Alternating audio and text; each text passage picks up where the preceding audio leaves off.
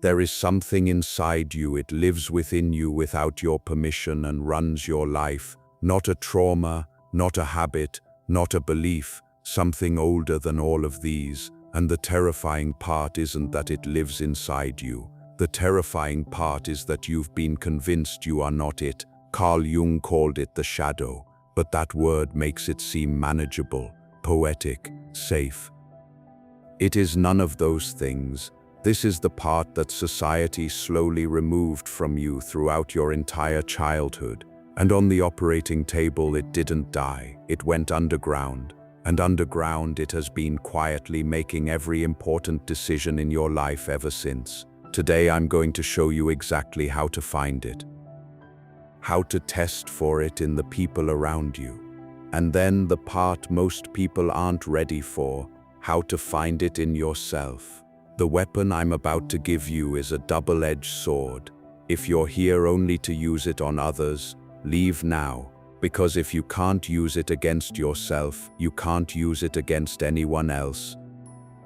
Now let's go down to human nature. A child is not born gentle. A child is aggressive, possessive, dominant, greedy. It takes what it wants. When it can't, it screams. When threatened, it hits. Then society gets to work. Parents correct, teachers discipline, peers punish, society grades. You quickly learn the rule. Some parts of you are accepted. Others are excluded. Kindness earns rewards.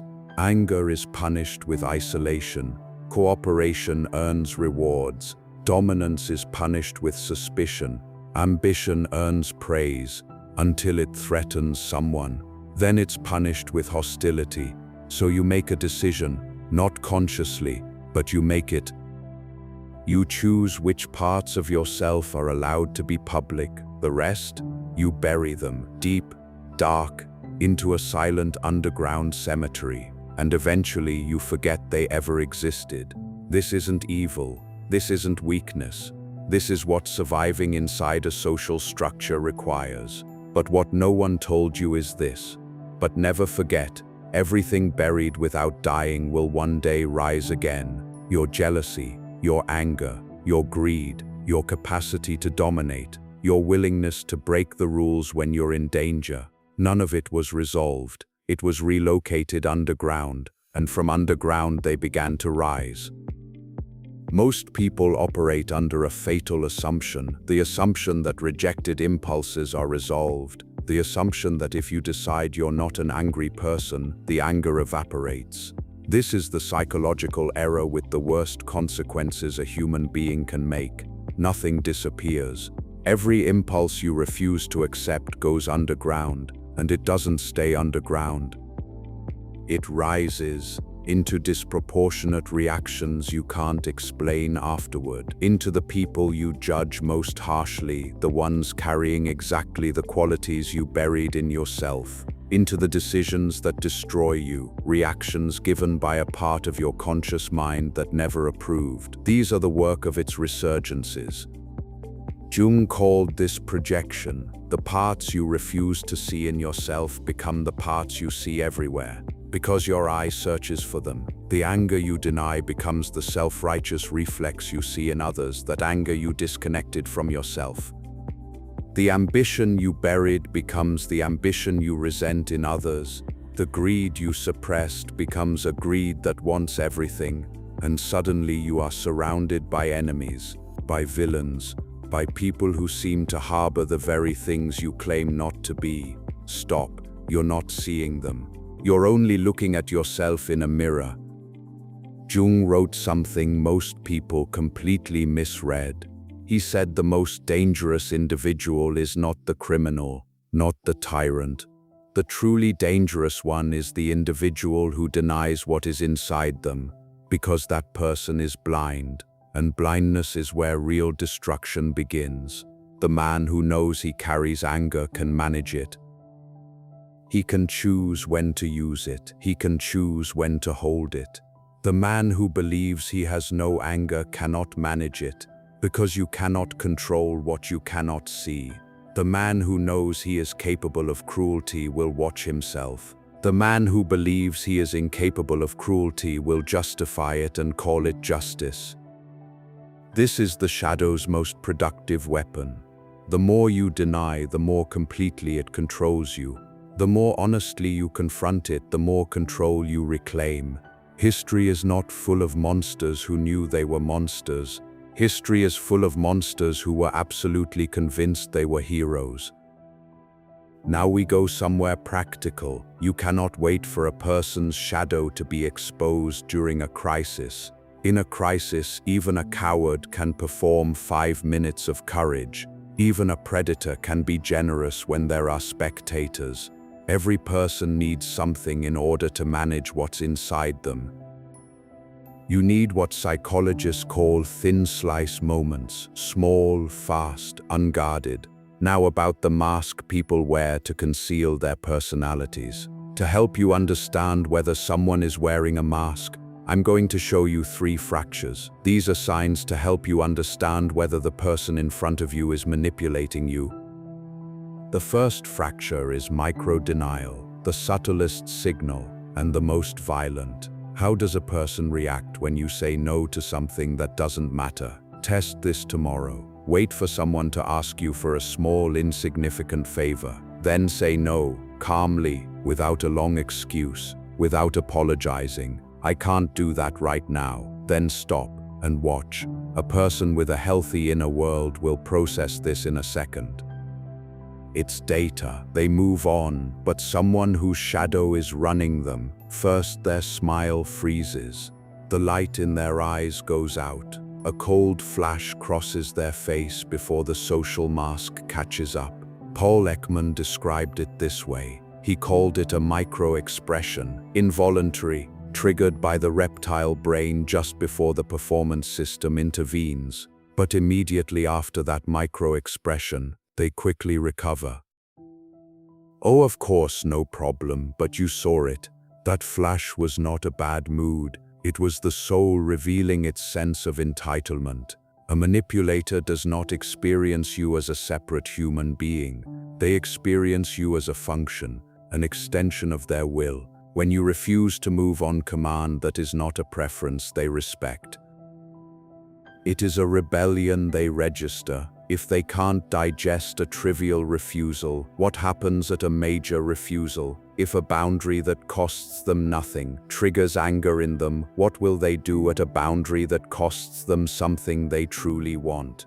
You're not looking at a difficult personality. You're looking at a future threat that hasn't found the right moment yet. Close the door, slowly, without announcement, permanently. The second fracture is darker, because it requires something rarer to expose. The test is simple. Share good news, something real, a victory, a promotion, a personal breakthrough.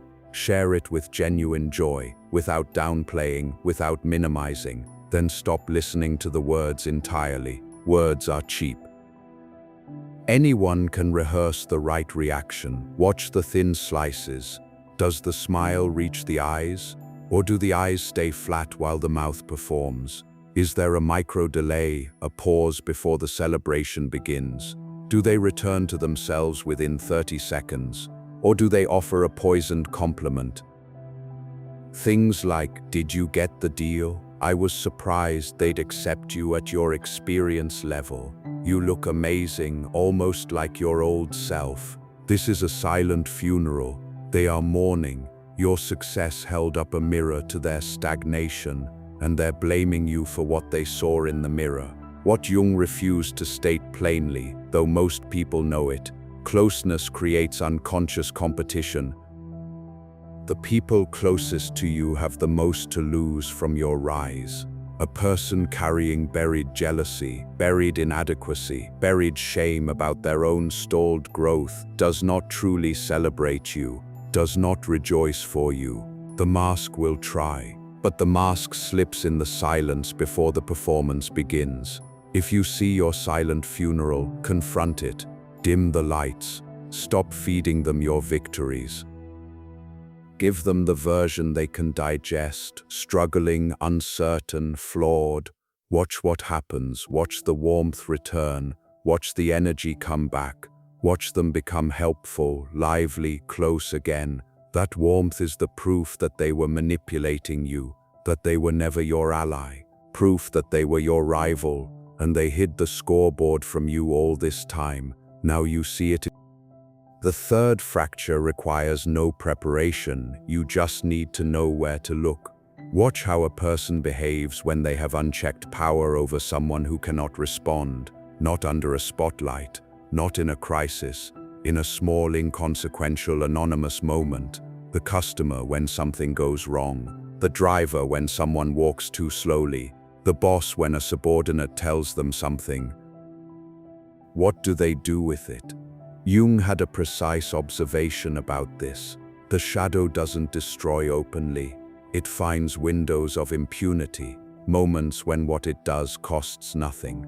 And in those moments, the mask is unnecessary. The smirk on the face when they publicly correct someone's grammar. The 5 extra minutes of waiting they manufacture because they can. The information withheld just to watch someone struggle. This isn't rudeness. This is the operating system running without constraint, and the operating system doesn't change based on who's watching. Right now you're above them in the hierarchy, or equal, so they're performing respect. But the moment you become vulnerable, when the dynamic shifts, they'll show you a different version of themselves. You'll get exactly what you've been watching them give to the waiter, because character is not a social skill. It is an operating system. And if the operating system is programmed to crush the weak, the moment you show weakness, it will crush you too. Don't be deceived by how they treat the powerful. Watch how they treat the powerless. Because for a predator, everyone eventually becomes powerless, including you. Now, you are nodding. You are mentally running back through names. Were they wearing a mask? Yes, my boss, my ex, my closest friend. It feels like clarity, like finally seeing clearly. That's why I'm asking you directly. Have you now faced what's inside yourself, or are you wearing a mask too? Let's find out. Have you ever felt that cold flash behind your eyes when someone said no to you?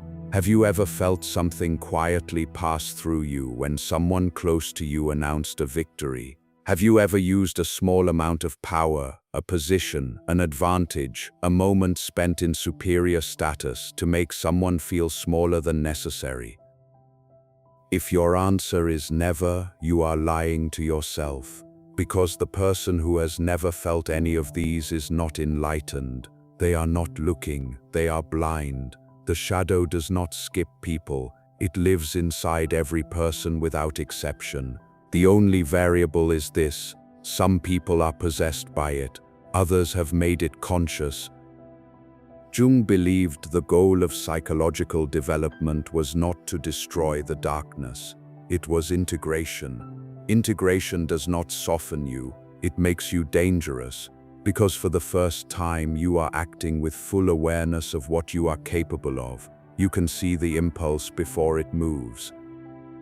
You can choose whether to act on it. You can enter a room knowing exactly what you carry with you. The person who has never looked at their shadow believes they are harmless. The person who has integrated it knows they are not, and because they know, they feel no need to prove it to anyone. There are 2 kinds of people who appear calm. The first is calm because they are unaware. They have never looked. But remember, no one is innocent of the sin they haven't been tested on. The second is calm because they looked directly, without flinching at their own capacity for destruction, and made peace with what they found. The first man is fragile. The second man is formidable, because he knows exactly what he carries, and because he knows he has no need to release it. You don't need to look for your shadow in a dramatic moment. It speaks in the smallest reactions. The person who silences you when you expected their success to make you happy. The boundary that triggers something disproportionate in you. The behavior that earns your harshest judgment of others. The kind that feels strangely personal. These reactions are not coincidence, they are signals. The psyche is pointing to something you have refused to file. Every overreaction is a compass. Follow it, not to punish yourself. Guilt is useless. It is wasted energy. To understand, because what you understand you can manage, and what you manage you can use. The shadow does not disappear because you refuse to look at it. It waits. It shapes your reactions. It seeps into your decisions. It moves through your behavior in patterns you can't solve from the surface, until the day, through failure, through conflict, through the sudden awareness that the person you've been performing doesn't match the person actually living inside you, you are forced to confront it. At that moment, you have two choices. Keep performing, or go back. Most people will never go back. Not because they lack intelligence, because confronting the shadow changes who they are. And most people prefer to remain comfortably fake rather than uncomfortably real. The question is not whether the shadow exists. The question is whether you have the courage to look at it and the strength to integrate what you find. This is not a small thing. This is not a therapy exercise. This is the beginning of the only power that has ever made sense. Power over yourself. The discomfort you feel right now is not weakness. It is your shadow, knocking at the door. Most people walk away at this point. The question is, what will you do? Take your first step toward integrating your shadow. For more content like this, you can subscribe and begin becoming your own master. Mindferal.